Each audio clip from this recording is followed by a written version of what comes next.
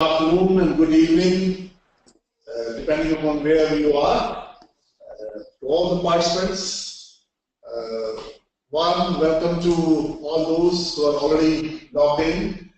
I think we have more than 40 participants already, and we are expecting 175 of them.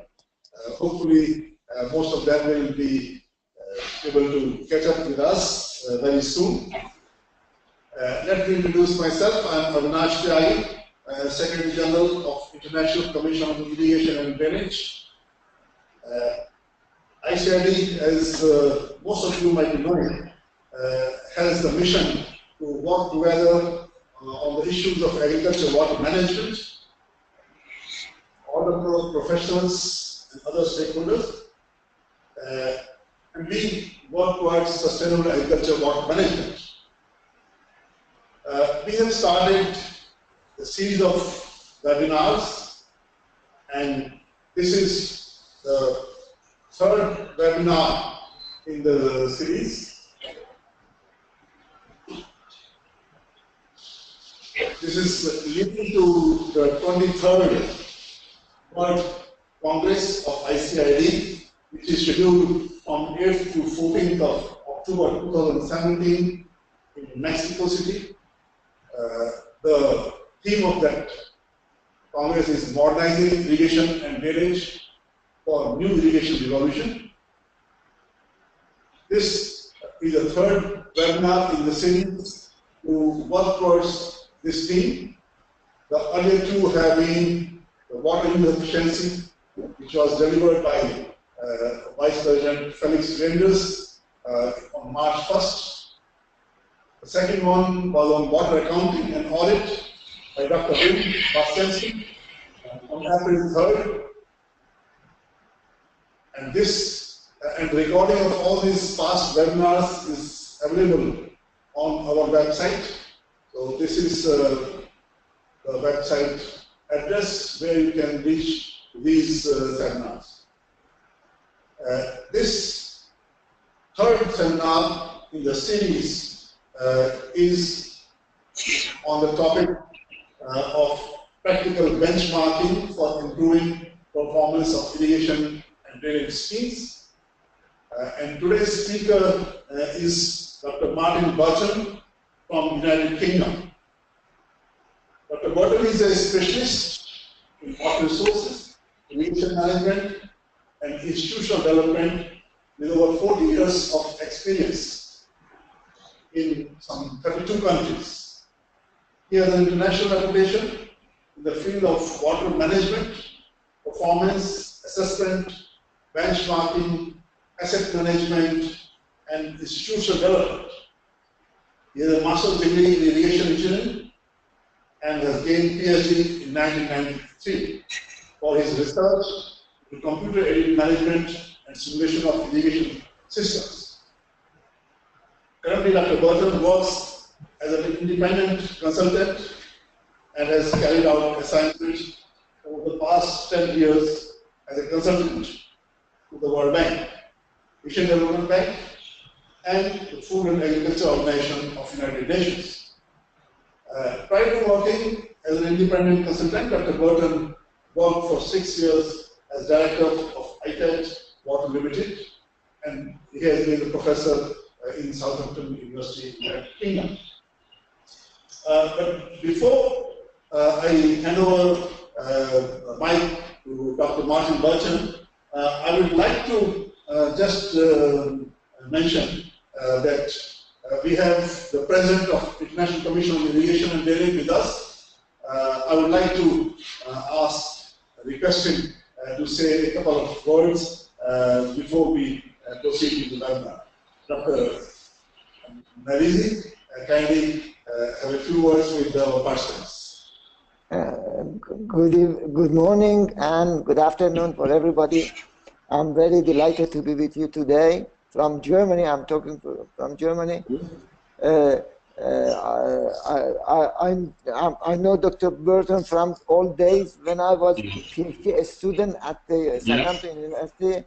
So I'm very happy he's with us, and I would like to welcome of everybody, and our last two webinars have been received very well. And I'm sure that with the experience of Dr. Burton, this webinar would be also very useful for everybody. And myself, I'm just waiting to listen and Dr. Burton the presentation. I know that we would enjoy, all of us. So let's start with the third one with a very good wish and good expectation. Thank you very much.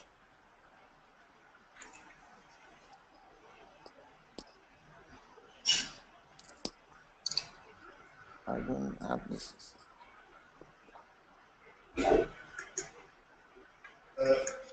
Let me remind all of you that we will be entertaining questions. You can open the tag of questions, and you can keep on sending the questions as the presentations go on. We will also be having discussion after the presentation of our panelist, Dr. Sanjay Bulsare, and we may be able to entertain a few sharing of experiences from other participants. For that, you have to raise your e-hands. As you can see on the software, there is a provision that you can raise your hand if you want to share your views and say something, add something to the whole topic. So, without wasting much of time, so I wish you all the best for sharing and learning. And I invite Dr. Madhya Pradesh to please take over.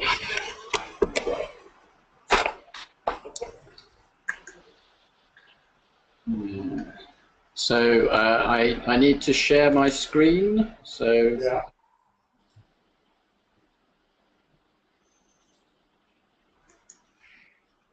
Now, showing my screen. There we go. Okay, welcome. Good morning, good afternoon, and good evening to various parts of the world. So to this webinar on practical benchmarking for improving performance of irrigation and drainage schemes. An outline of the presentation, just a question at the beginning there, why should we benchmark? A definition of benchmarking, the processes of benchmarking, the indicators we might use, and then a series of 7 or 8 case studies of where we've worked on benchmarking, and summary and conclusions. So why benchmark? Well, very simply, to improve performance. That is, we're transferring water from rivers or groundwater sources through a canal network, through farmers' fields, and then producing an agricultural crop. So we need to improve the performance of that process. So definitions and origins. A definition is a systematic process. Benchmarking is a systematic process for securing continual improvement through comparison with relevant and achievable norms and standards. And that was a definition that Hector Milano and myself came up with when we prepared the guidelines for benchmarking performance in irrigation and drainage sector with ICID and FAO. The key thing about benchmarking, and the central part of it, is it's about change. It's about moving from one position to a better position. That is at the core of benchmarking. And this work that I'm outlining today is based on earlier work on comparative performance assessment by IMI, David Malden and Saktivadival and his colleagues, Ian Makin at IMI, and others in the literature. So, benchmarking, it's comparative performance. So we have 2 schemes, A and B is our best practice scheme, and A is less well performing. There's a performance gap between the two. We identify that performance gap. We then do an analysis of the causes of that gap, and we prepare an implementation, an action plan for implementation to then move to the second stage of closing that gap, such that scheme A or system A closes the gap and approaches the performance of system B. and in some cases it may well exceed that of system B. So key features of benchmarking. First of all, it identifies, as we just said, gaps in performance. It identifies ways to close that performance gap through the use of diagnostic analysis, and I'll refer to that later as well. It sets achievable standards by which we can aim for, and that is by identifying best practice, and that is best practice in a country or in a region or locality. It's crucial to identify key processes and then key indicators for those processes. And also importantly, indicators need to be kept simple, easy to use and understand. And in this context, an increasingly important indicator is productivity per unit of water. And then also an important feature is that data collection should not be too difficult. So the processes, six parts of the benchmarking process: identification and planning, data collection, analysis, integration, action, monitoring, and evaluation. So those first three are relatively straightforward, but the integration and the action are the difficult parts of benchmarking, and these are where one needs to pay attention. And this is often where the benchmarking process breaks down. We can collect the data, we can analyze it, we come up with potential solutions and the like, but actually putting that into practice can be difficult. And then if we do put it into practice, obviously we need to monitor and evaluate the progress. So in this first stage, identification and planning, we have key questions to ask. What are the objectives? So what are the objectives of the system we're studying? It might be to provide reliable, timely and adequate irrigation supplies to match farmers' needs. How do we measure success? We can measure crop production, crop quality, value of production, productivity of water use. There may be other factors. But again, I come back to this point, what are the processes that contribute to attainment of the objectives? And those processes are influenced by the planning of the system, the design of the system, the construction of the system, the way the control structures what control structures there and measurement structures there are, and the management, operation and maintenance of the system itself. Further questions that need to be asked at this early stage is, what is the extent of the benchmarking exercise? What performance criteria should we be looking at? Efficiency, productivity, equity, profitability? What indicators are required? What data are required? And what are the types and categories of irrigation scheme? How can we classify them? And again, I'll refer to that in more detail later, but that's a key part of the process.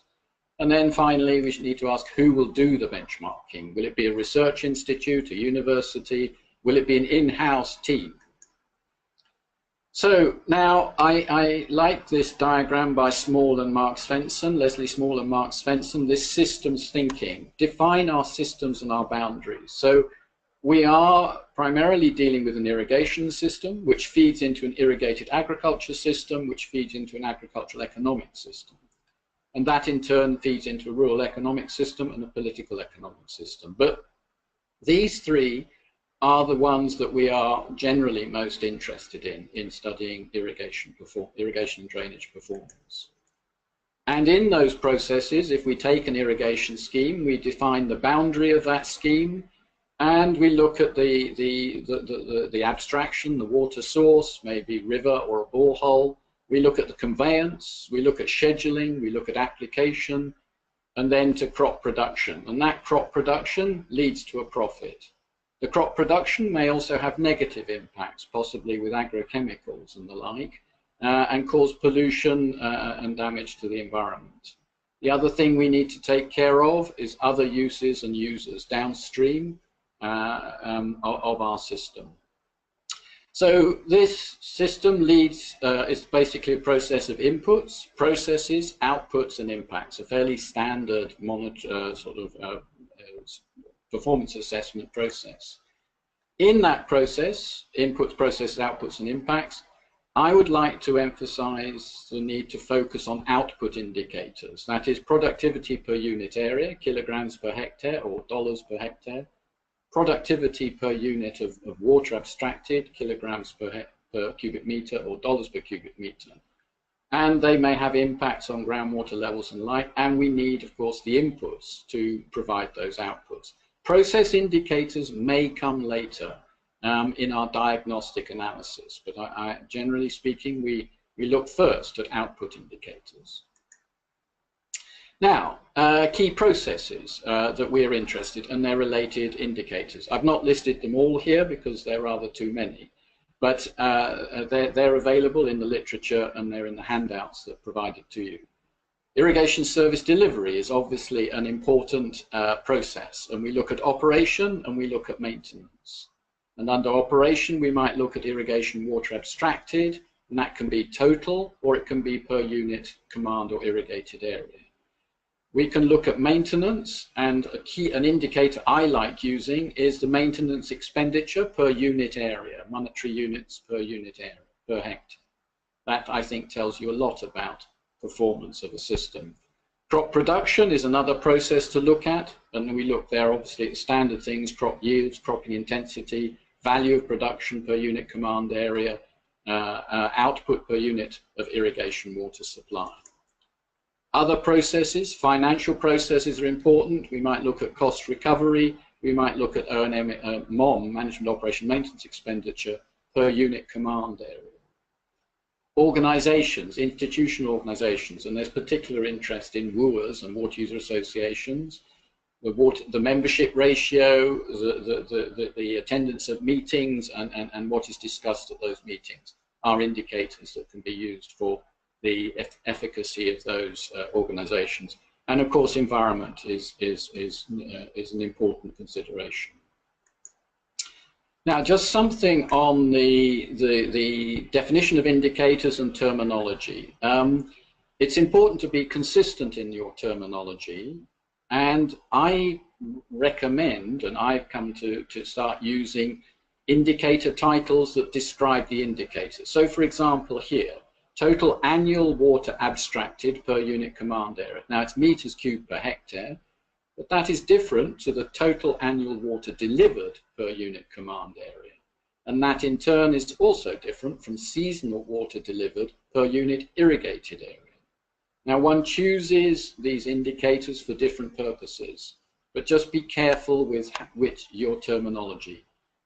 Having command area is important if you're comparing for schemes from year to year, because you're comparing, the command area generally stays the same. The irrigated area may vary during from one year to the next, depending on perhaps if you have a drought or a dry season.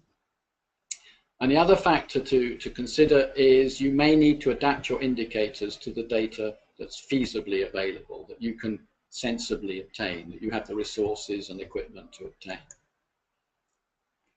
So, data collection analysis, a key part. These first two processes, stage 2 and stage 3. So, what type of data do you want to collect? And you prepare a schedule for this at the very beginning. What type of data are you going to collect? What frequency? What location? Who's going to collect it?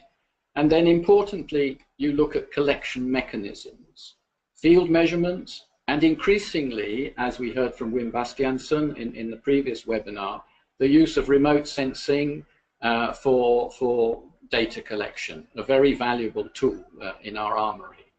SMSing, sending data and information in through SMS messages, web-based data entry, and the like. So these are mechanisms that need to be considered in this stage. Then in stage 3, data processing, analysis and reporting. We need to process that data. Obviously, spreadsheets are extremely useful here. Analyze it. I recommend using graphics. I like graphics a lot. GIS are extremely useful. And report using graphics. So, where do we collect the data? Well, this is the work we did for the World Bank in Egypt, where we looked at a branch canal, 6 branch canals, and we measured at the intake, the branch canal, and then at the offtake to the MESCAs or tertiary units. We measured the canal flows, we measured the flows in drains, we looked at the situation in the fields with the crops and the timing of the irrigation, and we looked at the groundwater depth and the quality of groundwater. So you specify all these factors early on. Now, I referred to the use of remote sensing. This is an image from Andhra Pradesh from Rahul Sen, a colleague I've worked with in India, and it's for the Nagarjuna Sagar left bank canal command area. And the yellow is the paddy rice, and you can see the distribution of the paddy, and then further on down here at the tail end, you can see dry foot crops. So that's giving us an indication of the water availability in these different locations. So remote sensing is enormously powerful for benchmarking. Now, using data that Rahul used in Andhra Pradesh to present data on his reporting, you can see here a range of GIS maps that he prepared using the data. But just I'll pick on this one here, top left, where the area irrigated, and the grey here is no irrigation. Green is good irrigation, grey is no irrigation. Now, if we look at another one down here, this groundwater status, surprisingly, or not surprisingly, we'll find red that there are lots of high density of groundwater wells at this tail end location. This is not a surprise to irrigation engineers, but this is presented graphically and it starts telling us about performance. So now, this is stage 4, integration. This is, as I said previously, usually the most difficult part. So based on the findings we get from the data collection, data analysis, we need to prepare an action plan prepare that plan, cost it, and agree it with key stakeholders. And this is a crucial part of the process of benchmarking. And those key stakeholders will be water users, water user associations, irrigation and drainage agency staff, politicians, and others. But they need to be on board with the process because it is a process of change management and they need to be engaged. And then once we've agreed the action plan, we implement it. And of course, at this stage, as with any change management process or business process, we need leadership by senior management and key stakeholders to implement that action plan and make it a success. And then finally, the stage 6, monitoring evaluation. We monitor and evaluate the action plan. We use key indicators to monitor and evaluate the progress. How are we doing in terms of improvement and closing of the performance gap? And again, of course, senior managers and key stakeholders are the ones that need to be informed about the progress of the action plan. So I'd just like to then quickly go through, and I apologize for the speed of this, but time is short, just through 7 or 8 case studies and some of the lessons that I've learned from these case studies over the years and hopefully might be useful to you. So Egypt, Turkey, Australia, Albania, Kyrgyz Republic, India, 3 case studies there. And Dr. Sanjay Belsar will present more detail about the Maharashtra case. IMI, the International Water Management Institute, with their online benchmarking service, and then a case study benchmarking in the UK. So Egypt. So in this, a World Bank funded study, we studied the performance of 6 branch canals. We studied irrigation and drainage. So we worked with colleagues from the irrigation department and the drainage board.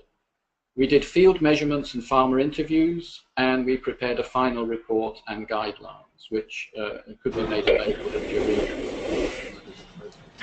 And just to show you some of the data we collected that may be of interest, you see the range of this is the total seasonal value of crop production per unit water supply in Egyptian pounds per cubic meter.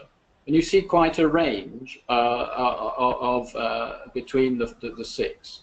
And interestingly, these 2 here, Sanur and Nashil, the reason for their high productivity is in fact that they had a relatively low irrigation water supply, which can be seen on this second slide here, where we measured the irrigation water demand at the field, the supply at the branch canal, head and the delivery at the MESCA, at the tertiary unit. But I won't go into detail, but it's just to show you the range of information you can get from a benchmarking exercise. And also talking about specific indicators or indicators that you can adapt. This one we adapted of measuring the pumping hours at the head and the pumping hours at the tail MESCAs and comparing their performance. Now where it was one, then the head and tail had similar pumping hours in the branch canal. Where they were poor, there were differences. The tail end was not pumping as much as the head end, implying a shortage of water and relatively poor distribution. The other thing I'd like to introduce or show you is the use of color coding, or what I call a traffic light system for highlighting your data. So tables of data can be difficult to spot or see what's happening in them. If you color code them, some of the data, then it stands out, and you can start seeing patterns for particular schemes. For instance, color coding here on this scheme, Soviet name, the groundwater level is very high, so it's color coded red. The groundwater salinity is approaching, is in a difficult zone, so that is in yellow, and soil salinity is 0.7, which is in brown, which is in this location not an issue. So color coding can help the data stand out. Now we've got a range of indicators here that we used in this study. I won't go through them in detail. All I wish to say on this is that the blue is the name of the best performing branch canal. And you'll see that there's no one branch canal that is the best performer. There's a variety of them. And I'll just come back, I'll refer to that in the next slide. Overall, we concluded that Besant Way was the best performer. The production levels were reasonable, the conveyance efficiency was high, groundwater level was relatively low, and there were relatively few complaints from farmers. So overall, we felt that was the best performer. Dakalt was also a good performer, but there were concerns voiced by farmers with the drainage system. So a lesson that we learned from this: traffic light coding can be useful, and there's not usually one best performer on all indicators. And as an indication of that, or is this benchmarking exercise reported by Chamak and her colleagues in Turkey, of 5 irrigation schemes, where we used the ICID FAO indicators, or they did, and this one is the gross value of production per service area or per irrigation area. So they collected data, and you'll see that the best performance vary. All of them have at least one where they are the best performer. So each of the 5 schemes gave a best result for one indicator. One scheme was identified as a better performer based on production per unit of land and water. And again, this exercise highlights the difficulty of identifying the better performance. So this again is this lesson 2. It's not always the case that you get one best performer with all indicators. Now, moving to Australia, I won't go into detail here, but it's probably the longest standing benchmarking in the irrigation sector. Since started in 1998, covers 1.2 million hectares, 47 schemes, 37,000 farmers, a variety of crops, 171 million. This is in 1999, 2000. 171 million US dollars of production, and it had 4 categories of benchmarking performance assessment: system operation, environment, business processes, and financial management. But what I'd like to show, and some of you may have seen this diagram already, it's in the ICID FAO publication, but just to emphasize lesson 3 about taking care to care to compare like with like. These schemes on the right-hand side, they appear to be having a high level of water delivery per unit area. It may not be that they are being inefficient with water. It may be that those are the demands. They may be rice crops, high water consumptive use crops in this area. They may be in very dry or arid regions where water demands are higher. These schemes down here may be dry foot crops requiring less water and also possibly supplemented by rainfall. So you do need to be careful when doing benchmarking to compare like with like. Albania, a case study here where we measured, instead of measuring the performance of the system, we did a proxy by measuring the performance of the water user associations. So it was under a project funded by the World Bank, and we introduced a program of Improved Standards of Service Program, ISOSP. And it had key elements: improving water management, improving fee collection, improving maintenance, and improving partnership, participation, and ownership. And again, we used the ICID FAO indicators. Now, we had a meeting in 2000 with the water users, the heads of the federations, and we presented this information. And we only used 2 of the indicators of the data we'd collected. One was the area irrigated, and the other was the irrigation service fee collected per unit area. And that is what we used to benchmark the performance between the 2. And this Nampanji came top in this scoring. So lesson 4 is, I think, keep it simple. Limit the number of key performance indicators. Don't try and do too much. And in this system, what we did, where we gained the buy-in by the Water User Association presidents and of the federations, was that the project awarded a motorbike to the winner, to the president of Nampanji. This is his motorbike from the project, which would enable him to carry out inspections and visits around his irrigation system. So lesson 5, reward good performance. Moving to the Kyrgyz Republic, again dealing with water user associations, we did a benchmarking exercise on 486 WUAs, and we had a database. The WUAs are required to report to government every year on their performance. So we used that database and we looked at the performance. And we used 5 indicators: cropping intensity, the irrigation service fee collected, the irrigation service fee collection ratio, maintenance expenditure, and O&M expenditure. Now, what we did here, which I'd like to draw your attention to, is where you have 5 indicators, which one do you pick as the best?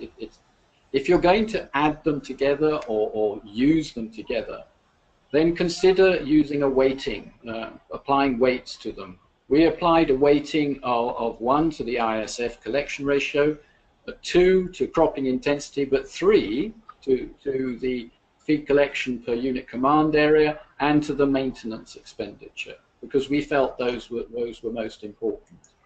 And we used a spreadsheet. We collected the data. These are the actual data here. These are the weightings, 2, 3, 1, 3, and 1. And then these are the calculations of the weightings times the percentage to give us a figure, and then totaled it up and gave us this ranking on the right-hand side here. So in this way, we were able to use weightings to combine indicators and give us a relative ranking system of the better performance against the least well-performing. So lesson 6, consider weighting key performance indicators if values of indicators are summed together. Now, in India, 3 initiatives that I know about: Maharashtra, Madhya Pradesh, and the World Bank in PIM were benchmarking sites. Maharashtra, I won't say much because Dr. Balsar will talk about it, but it was championed by Mr. Sodal in the irrigation department, a key player in the ICID, and it started with 84 schemes. It then had 262 schemes in 2005-06. A good thing, or an interesting thing about this work, was it categorized schemes into size, water source, type of control, method of water distribution, water availability. But the lesson I learned from this exercise and like to share with you is that performance assessment and benchmarking often needs champions to promote it. Someone's got to take the initiative and push it through. And Mr. Sodal, in this case, was very notable in this respect.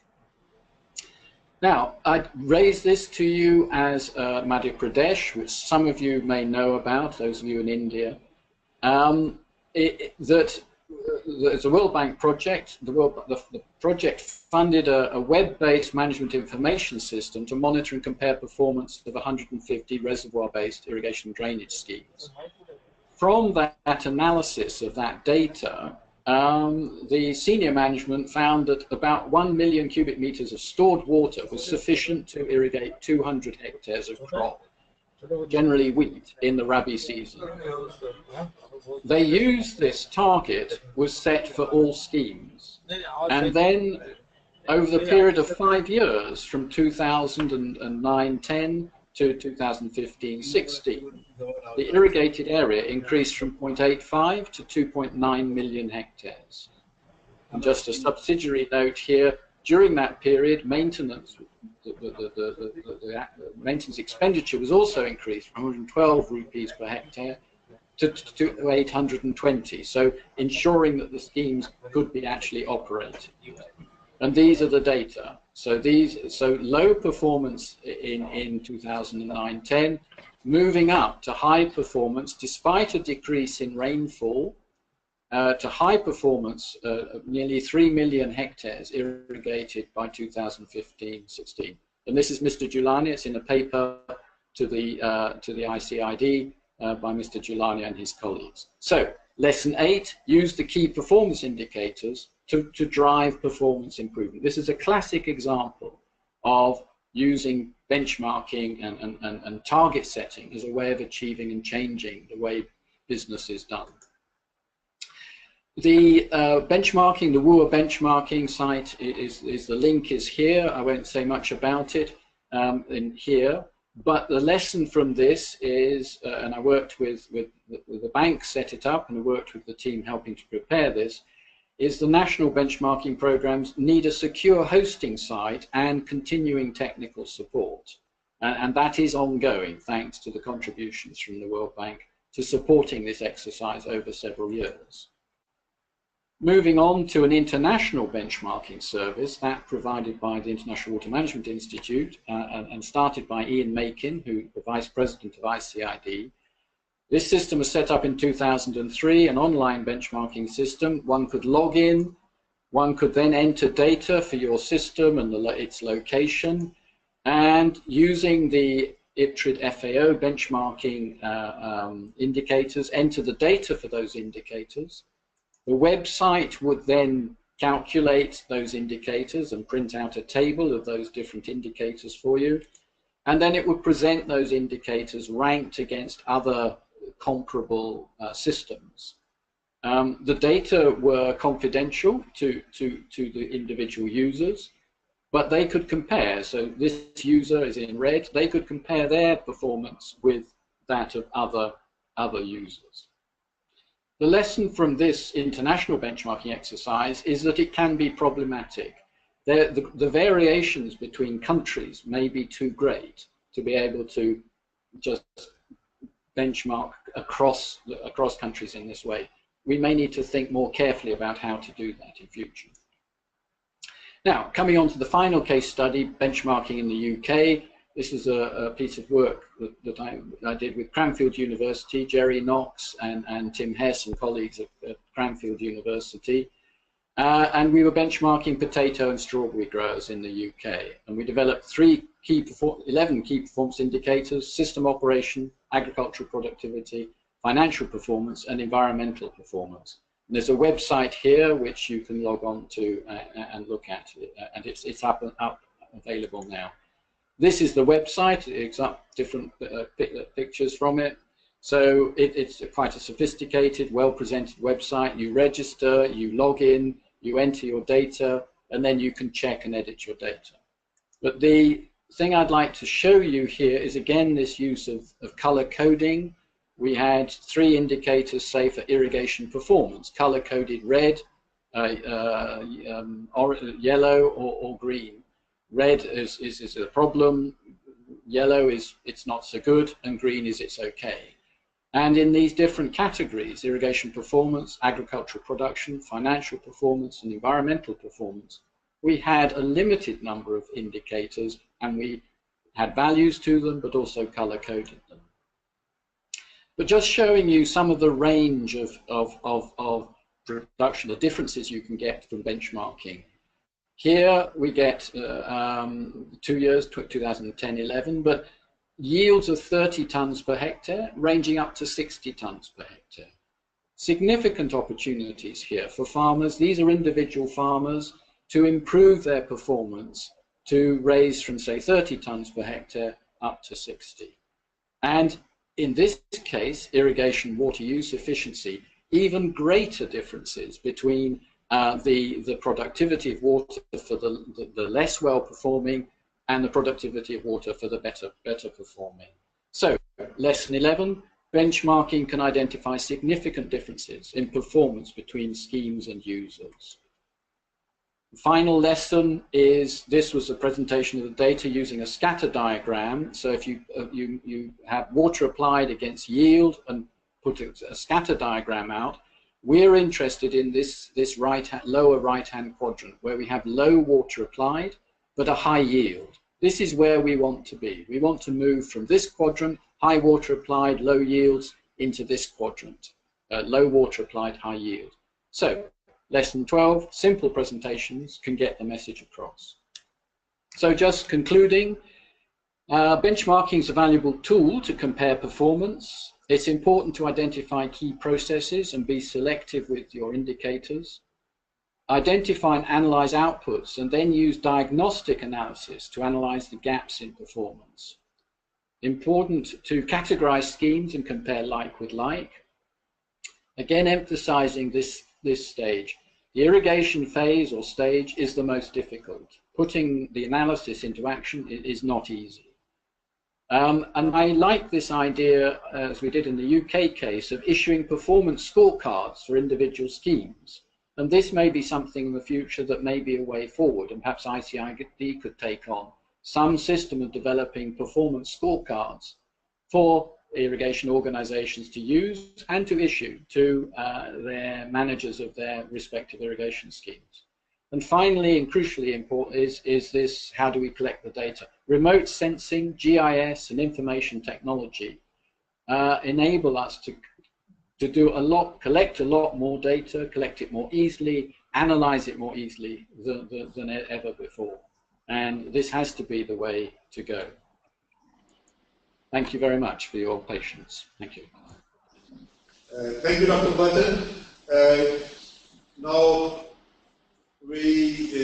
what we are requesting is people who want to raise questions, please send your questions. And we will be able to answer those. Now I would like to invite Dr. Balsare to make the presentation. Dr. Balsare.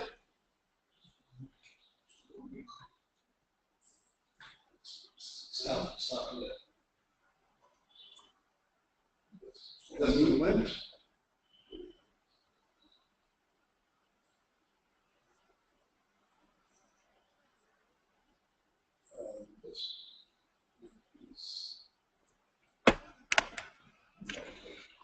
Yeah, we're just trying to connect to Dr. Balsare.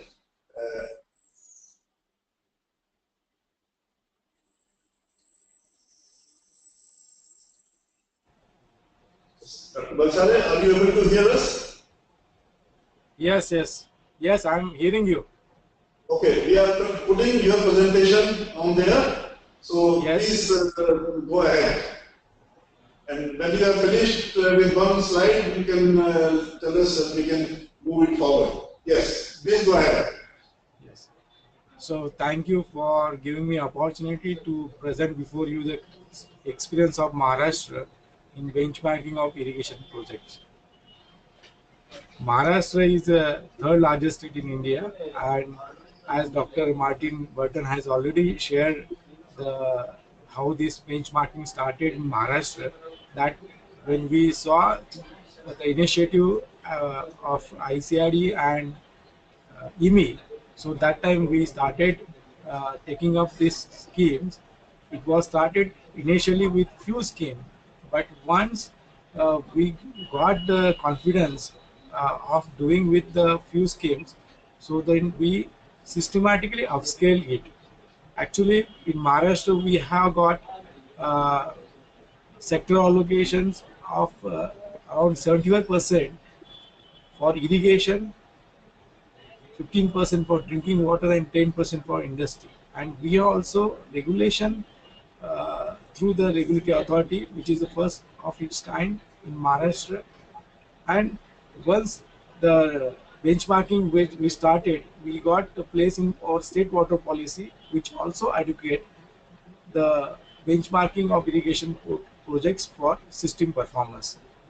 And then we started benchmarking, and what we started with 5 indicators, 10 indicators, and over the period of time, as it started with 2,254 schemes, but with the gaining the experience, we have started using this for larger schemes. Please go ahead next. Can next slide. Next slide. So yeah, please wait here. So presently we are doing benchmarking for 1237 project with 12 indicators, and to carry out this activity, we have set up a separate organization under the Water Resource Department called Maharashtra Water Resources Regulatory Authority.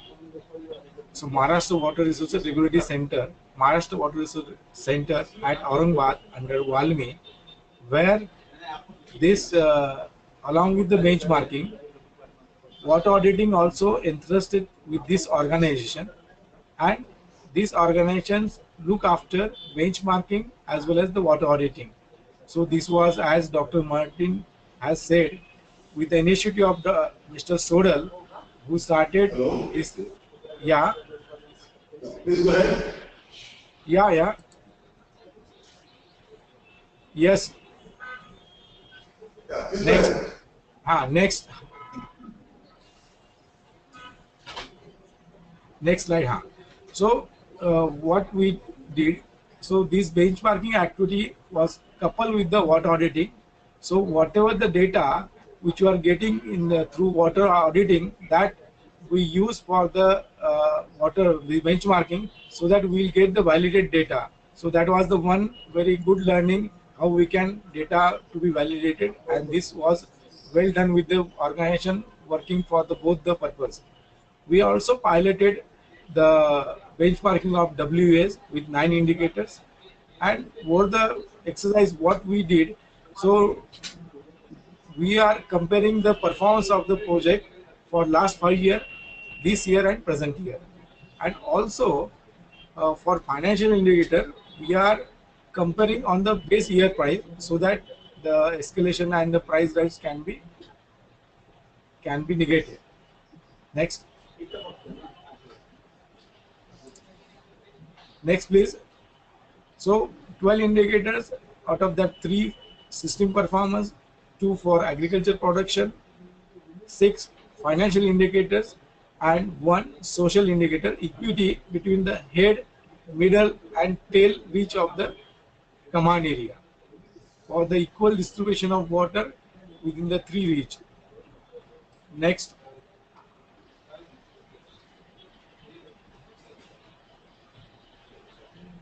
So here I am presenting the annual one, the report of the one indicator, the annual irrigation water supply per irrigated area, wherein you can see there is different schemes are clubbed as per this the availability of water, because when we are comparing large number of schemes, so how we can group it such that there is a proper comparison between the like with the like.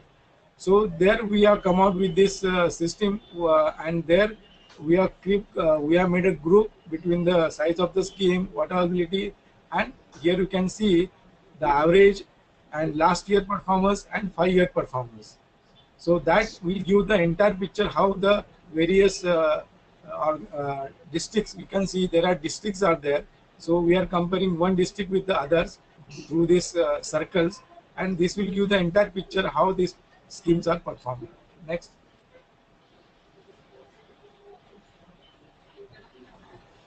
So this exercise start with the irrigation year and complete at the end of the we start in June of this year and completing the next year June.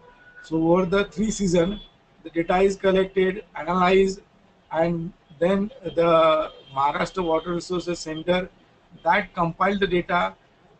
We are also meeting during this compilation, analysis, queries, and then the annual benchmarking reports are published. They are published in the booklet form. It is on the website also. You can see on the Maharashtra Water Resources websites. And these results are discussed in the state and regional meetings. What difficulty we face in this whole exercise is that in grouping large number of schemes on similar footing, and we could do with this various combinations, and now that has been established well. Getting the quality data through the validation of using with the water auditing reports, and also motivating and keeping interest of the project authority, because we started in 2001 and 2 and we are doing it consistently for last 15 years. Next.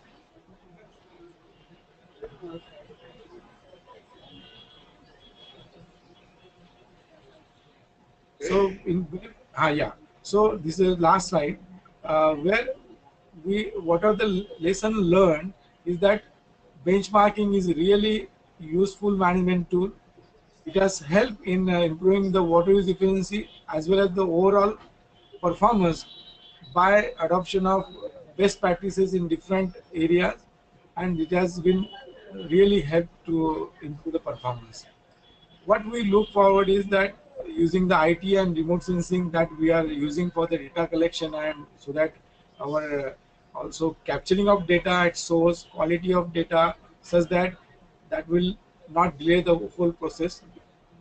Also transferring of the ownership. Now this Maharashtra Water Resource Center is doing that.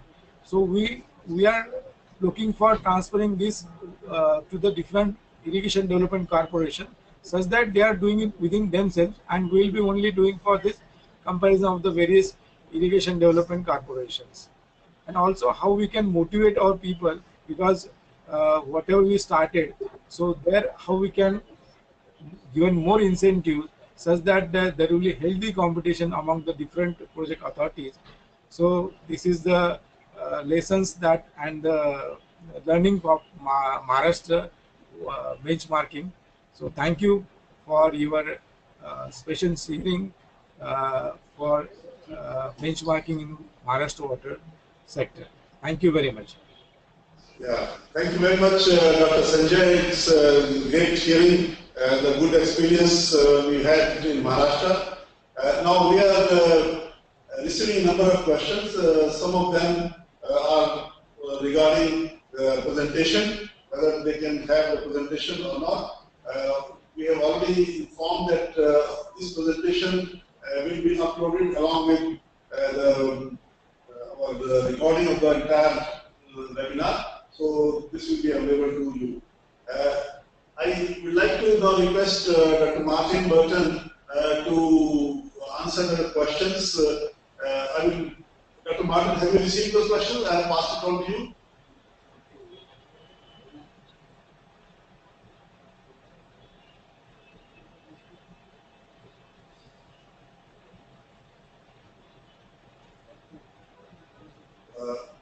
We are trying to put on the mic of.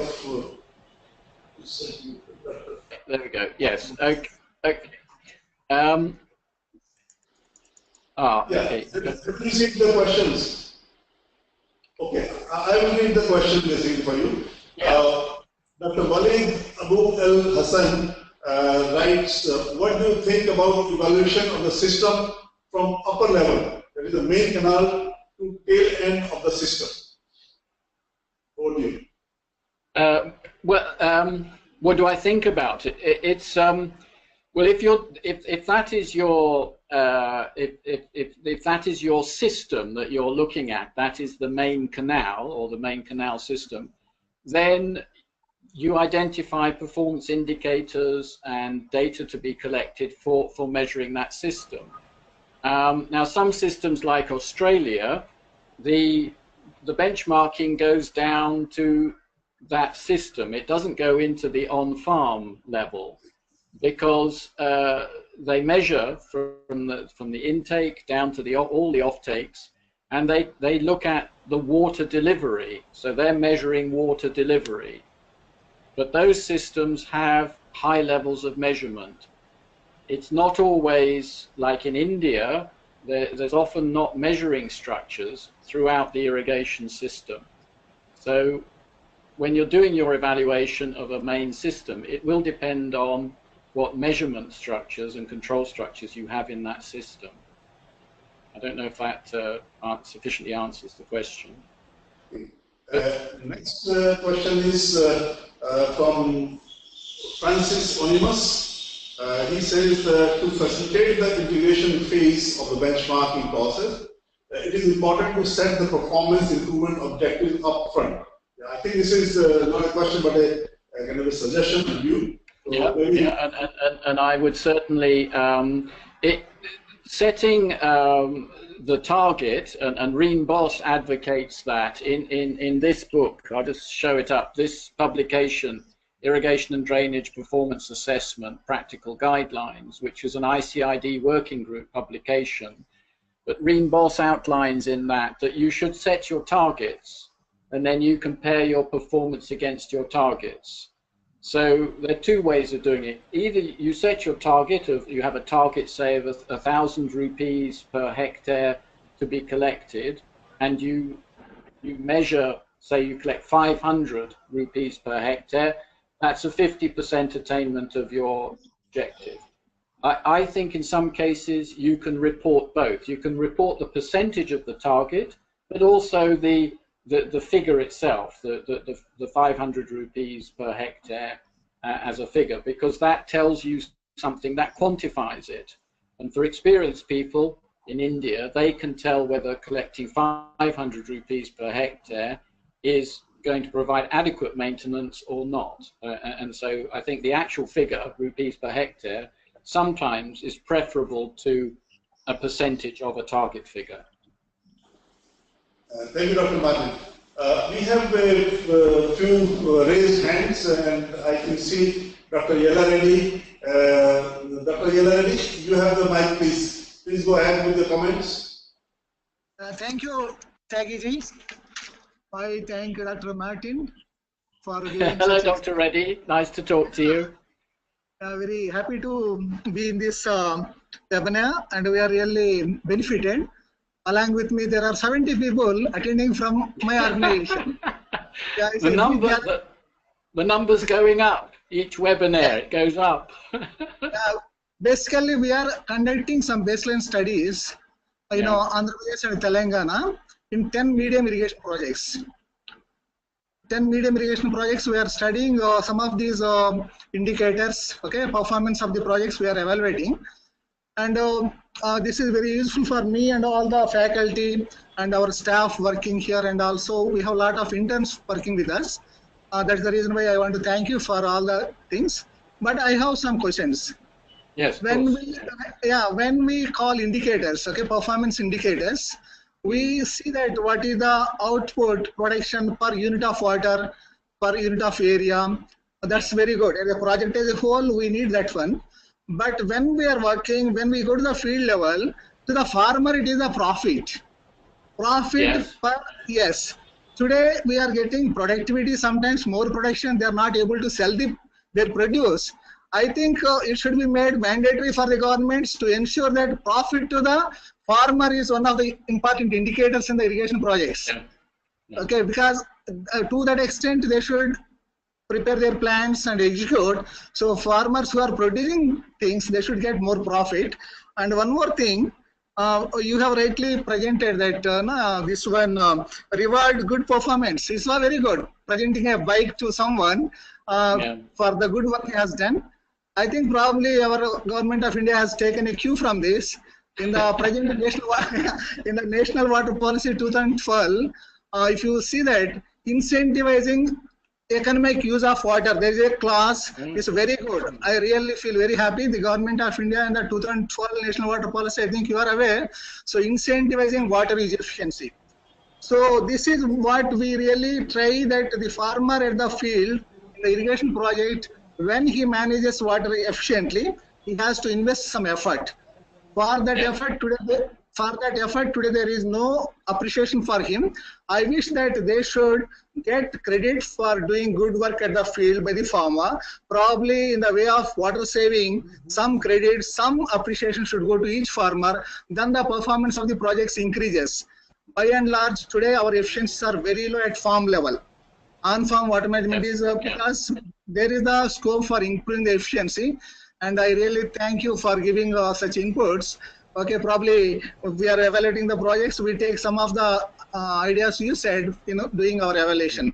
I thank also Sanjay also for sharing this one. I thank the President Nerezi, who is continuously watching us from there. And thank Tagi Garu for giving us the opportunity. I thank on behalf of all voluntary. Thank you very much. Yeah.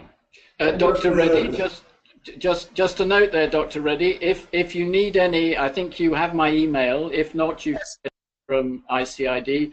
If you need any of the background documents or anything, I'm more than happy to send them to you. That may be useful. It's good to hear you're embarked on this exercise. Thank you very much. We'll be in touch. Thank you. Yeah. Okay. Martin, there is one more question coming your way. And that is from Mr. Omni Salem. It says, what kind of remote sensing data are used in benchmarking? Well, yes, good point. In a way, you can. There is. Wim Bastiansen has done the most work on this, and perhaps Dr. Narizi can also say. But you can measure crop areas, crop yields. And Wim Bastiansen is measuring really important stuff, like the actual evapotranspiration. So he can measure, with his remote sensing techniques, he can measure actual evapotranspirations from large numbers of fields or large areas. So I think my best case is to refer you to look on the websites and look for Wim Bastiansen's and his publications. IMI have done publications on remote sensing data. There's much data you can get. Crop areas, crop yield, biomass production. So there's a lot there. Dr. Narizi, sorry, you had a point there?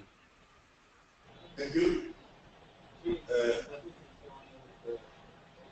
Maybe Dr. Upali is there. Dr. Upali, would you like to share some views on this? We have another 5 minutes. Dr. Upali? Okay, no. Maybe, yeah.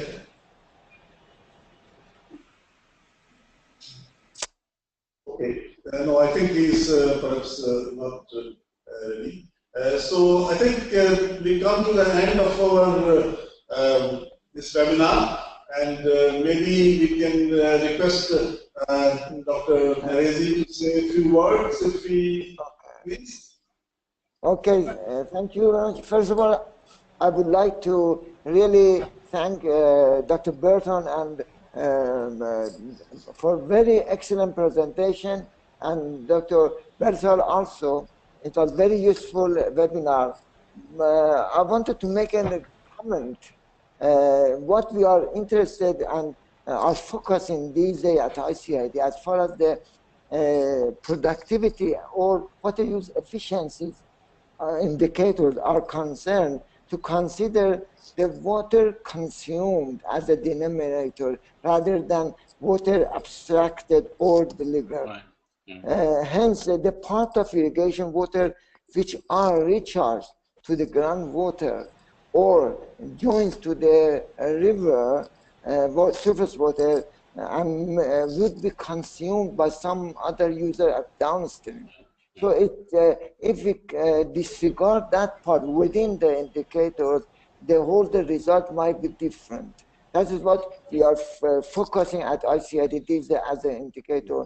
And also, I would like to add that this remote sensing, I'm talking to Avinash and our colleagues, we have to focus at ICID. There are many questions in many parts of the world. They ask me how and what we can get it from this remote sensing. We have to clarify some more deliberation in that topics, which is very interested to all our users.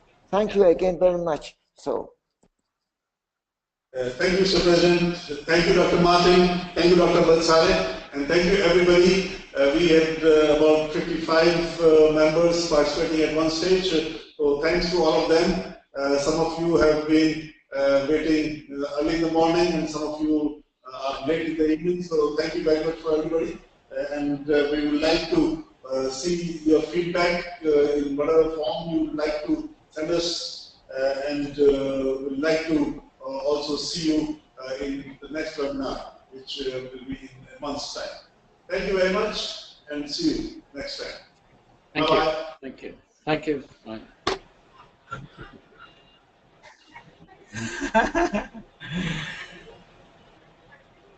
Good. There we go.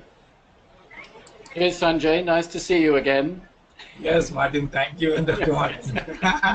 Good to see you're still championing performance. That's excellent. Yeah, yes. After Sorul Sahib, I'm there. Yeah. Excellent. Nice. Lovely to hear from you. Thank you, everybody.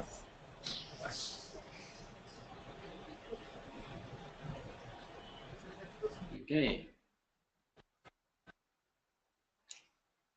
Right. Should I sign off, Avinash? Is that it? Yeah.